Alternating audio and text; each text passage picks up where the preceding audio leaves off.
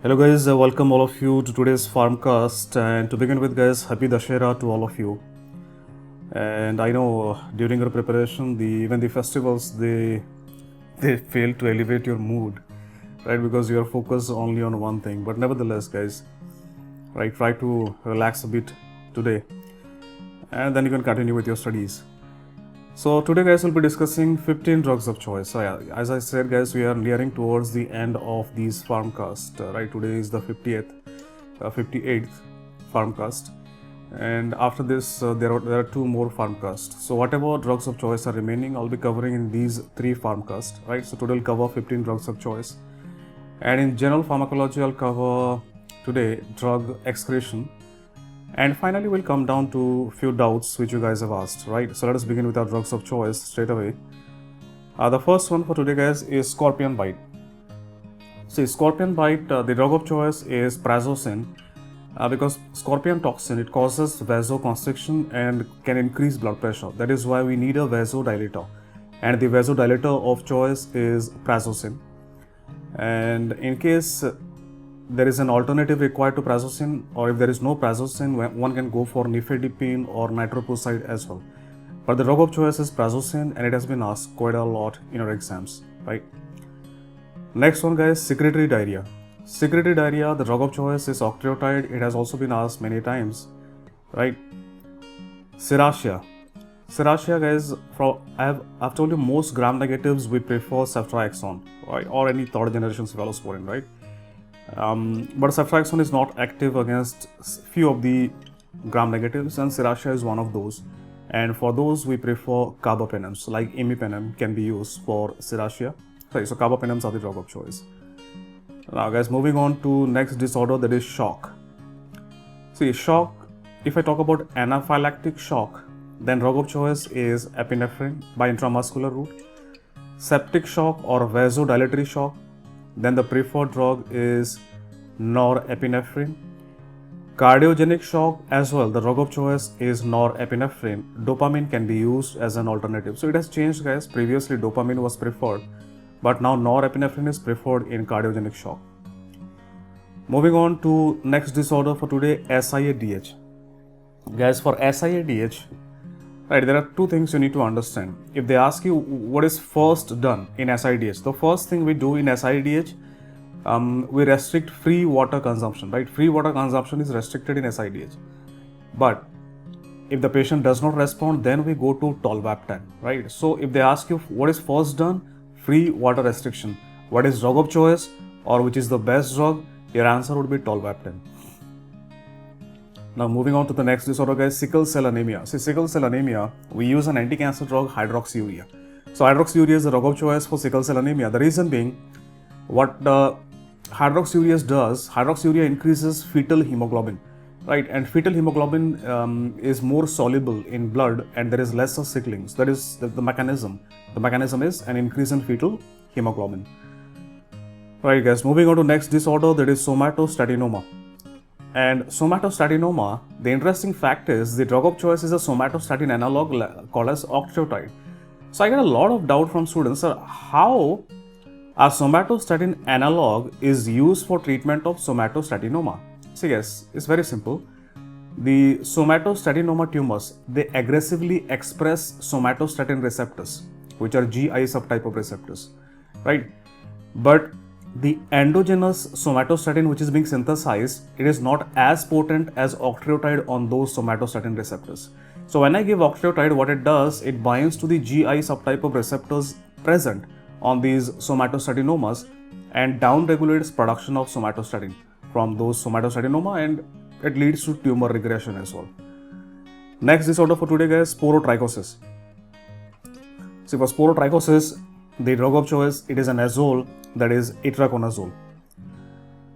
Next one is streptococcus. It's an easier one, guys. Streptococcus, drug of choice is penicillin G, right?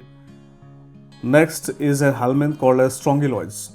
Guys, strongyloids, it is one of those helminths against which albendazole is not effective. So strongyloids, the drug of choice is ivermectin. Next, moving on to, guys, in premature labor.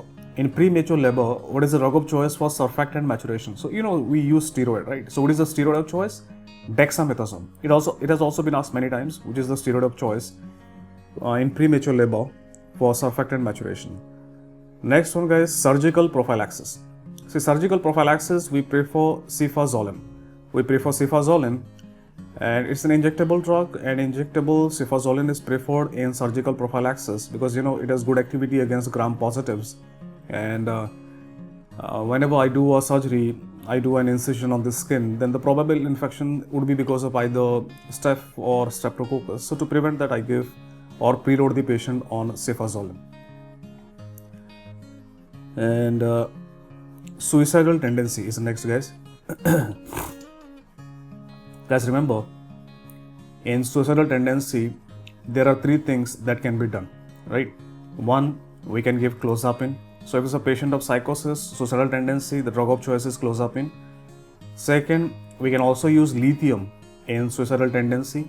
Third, ECT or electroconvulsive therapy. So if drugs are not effective, we go for ECT. Right? So three things you need to remember. Now moving on to syphilis. Guys, syphilis, remember all stages of syphilis, we prefer benzathine penicillin G, right, intramuscular.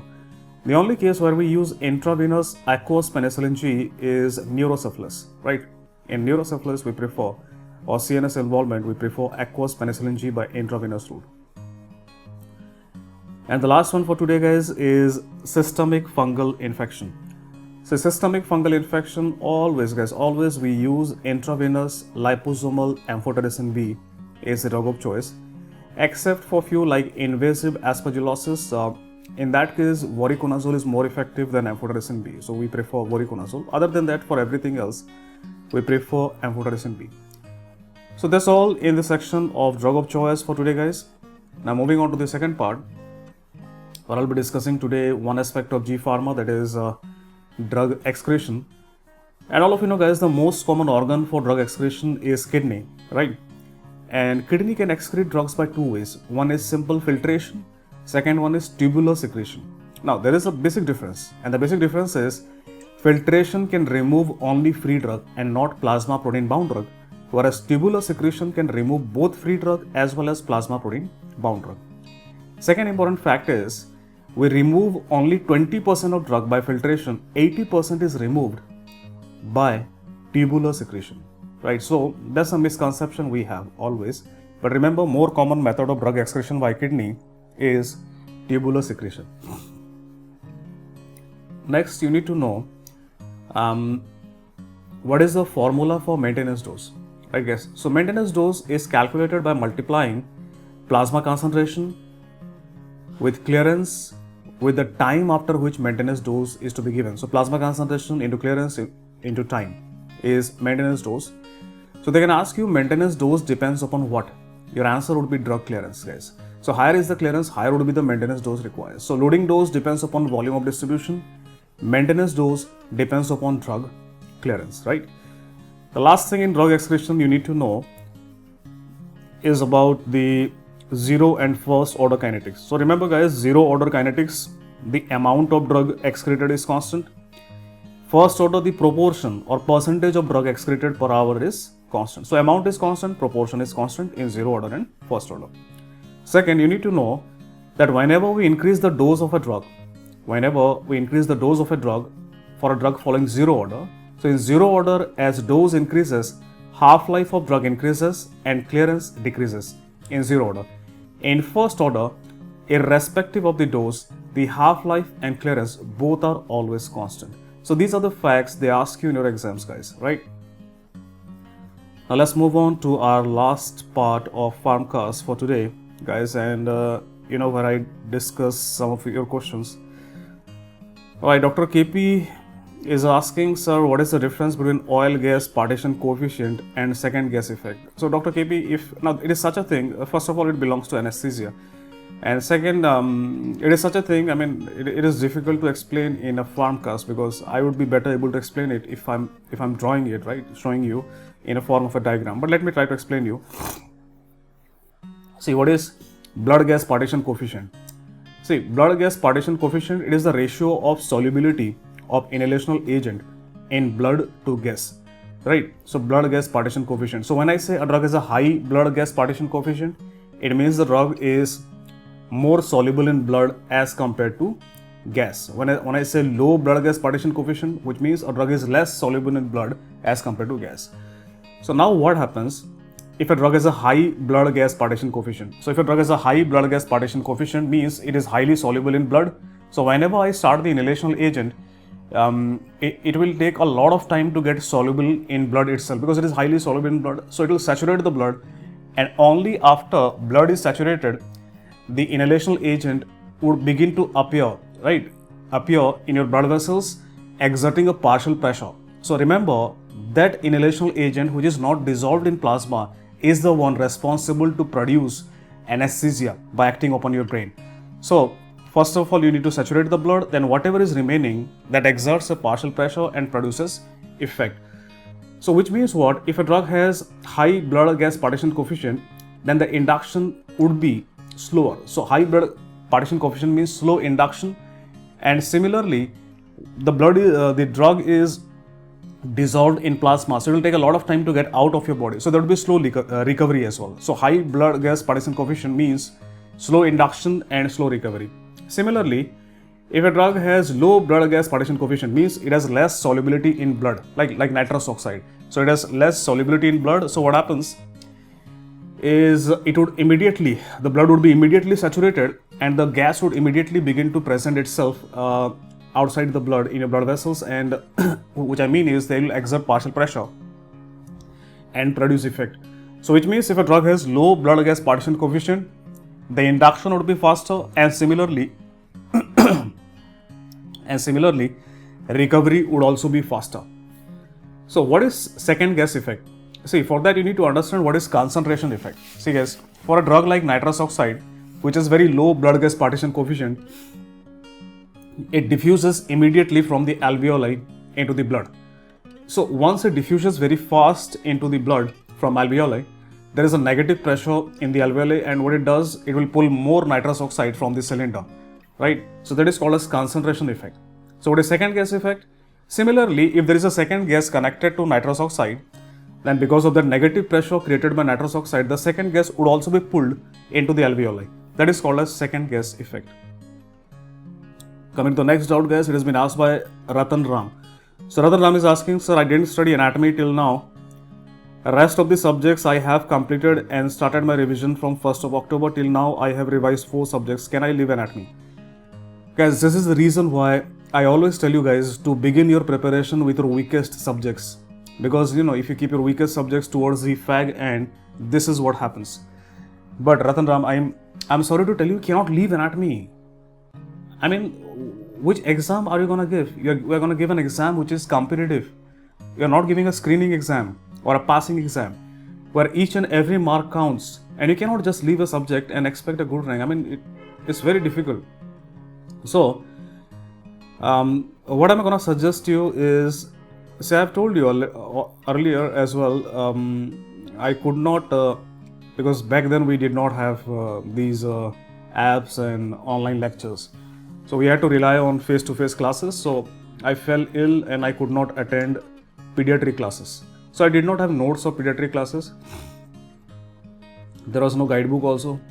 So what I did is I went through the last 10-year questions of AIIMS and AIPG. At that time we had AIPG.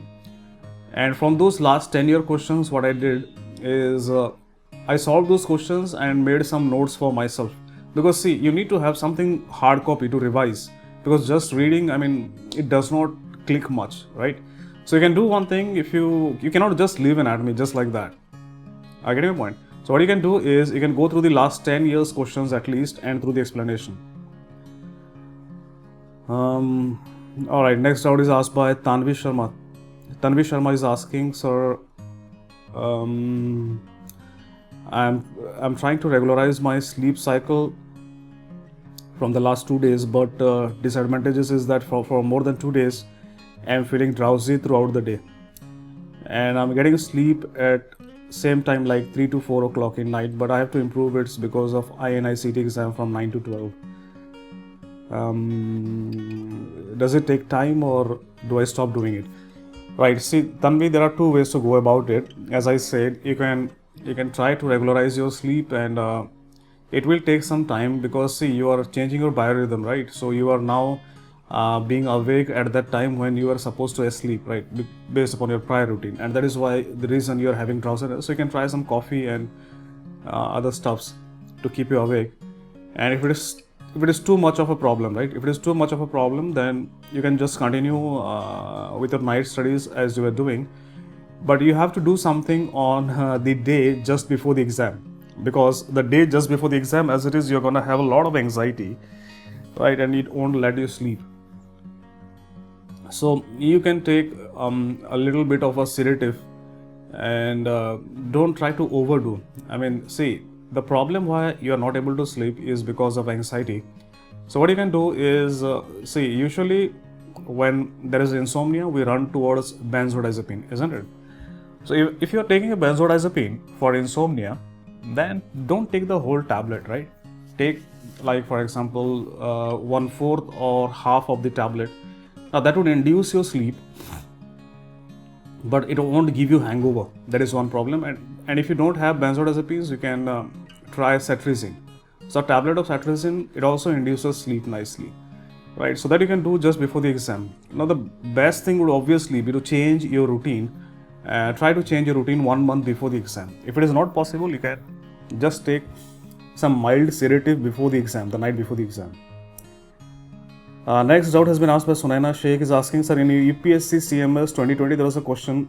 Oral steroids are given for bronchial asthma for mild persistent, moderate persistent, severe persistent, very severe persistent.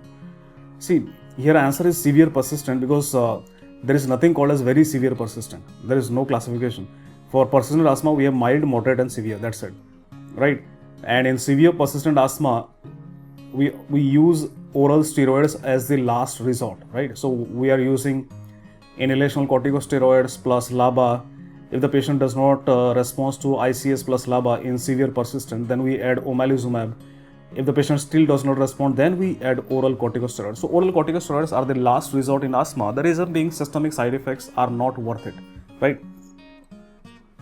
Moving on to the next doubt, guys.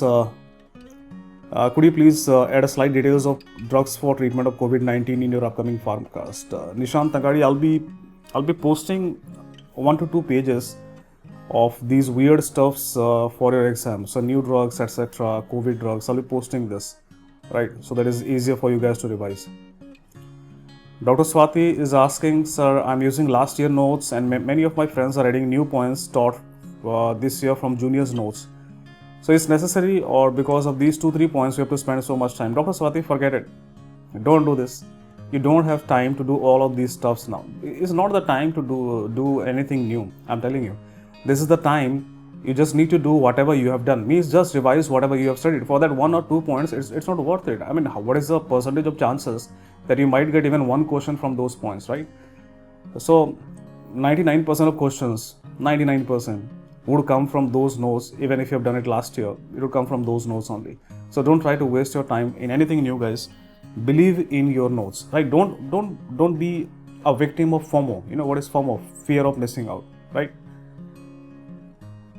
Sunana Sheikh is asking, sir, what is thermoplasty?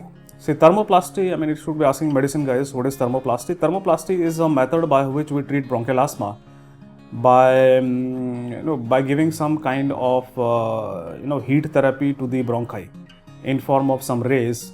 We heat up the bronchi, and because of the heating up of bronchi, the smooth muscles they undergo atrophy. I mean, the size of smooth muscles in bronchi, they decreases, and it increases the air flow in the bronchi, and it is done for bronchial asthma, right?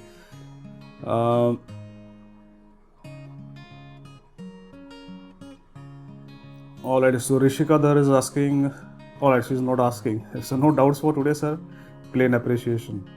Okay, thank you, Rishika Dhar. Thanks a lot.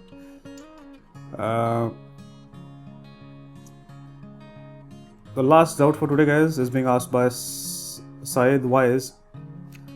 Hello, sir. Do you think any question will be asked, and what sort of questions might be asked on Remdesivir in the upcoming INI-CET?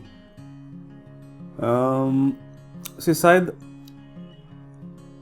if you ask me personally, see, as it is, we cannot guess what will they ask, right? I mean, I cannot say 100%.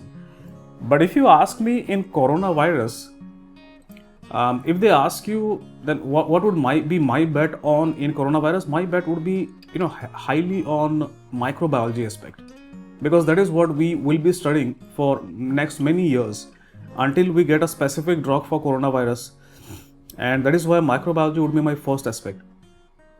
Second is medical management, right? What are the symptoms, and how to deal with these cytokine storm, etc., and related drugs. And third, radiological aspect, guys. Radiological aspect, how it looks like in CT scan and X-ray, etc. Pharma would be my last pick in coronavirus, and even here, what they're gonna mostly ask you about is remdesivir. And remdesivir, they can ask you the mechanism of action, how does it act, right? Use, there is nothing to ask. And when we give remdesivir, right? Remdesivir is given only to severe patients, right? So mild to moderate patients, we usually do not use remdesivir. And of course, some side effects they're gonna ask you. So I'll be, as I said, I'll be posting a page with drugs specifically used nowadays in coronavirus. And these are steroids, tocilizumab, that is interleukin-6 inhibitor, right? Remdesivir, that is being used, favipiravir. So these are few drugs, ivermectin, right? So they have some, activity against coronavirus, directly or indirectly on the disease per se. Alright guys, so that's all for today. If you have such kind of doubts, you can always let me know in the comment box in YouTube, and I'll be more than happy to incorporate your doubts in the upcoming remaining Pharmcast for this year. So take care, bye bye. This was Dr. Anjan with you.